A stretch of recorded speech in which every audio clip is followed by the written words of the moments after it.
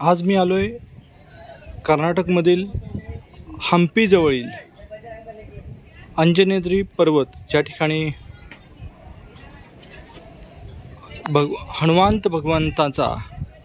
हनुमानाचा जन्म झाला होता ते ठिकाण म्हणजे अंजनेद्री पर्वत असं मानलं जातं। त्या ठिकाणी आज आलेलो आहे आणि तो परिसर आपण पाहूयात। एका बाजूला हा पर्वत तर दुसऱ्या बाजूला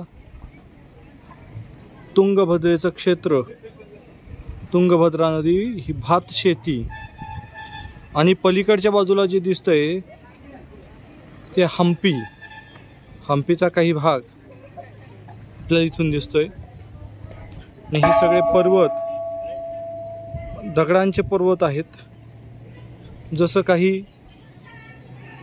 कुणीतरी दगड आणून रचलेले आहेत या पद्धतीचे हे पर्वत आहेत या ठिकाणचे। खरोखर अतिशय विलोभनीय असं दृश्य हे सर्व जर डोंगर पाहिले तर मोठमोठे दगड आहेत, जिकडे आपण नजर जाईल जिथपर्यंत नजर जाते तिथपर्यंत हे दगडच दगड आणि दगडांचेच पर्वत आपल्याला पाहायला मिळतात।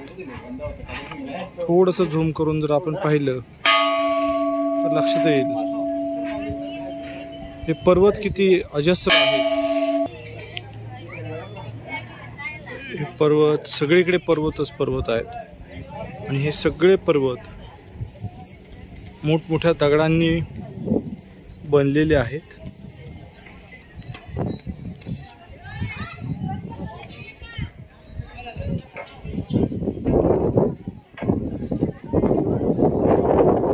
अंजनेद्री पर्वतावरून दिसत असलेलं खालचं दृश्य, सभोवतालचं दृश्य, जिकडे तिकडे पाहाल तिकडे सगळीकडे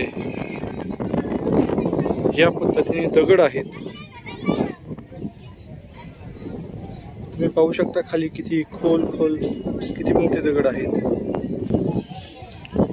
भात शेती सुद्धा खाली दिसते आपल्याला मोठ्या प्रमाणात, नारळाची झाडं, केळीची शेती।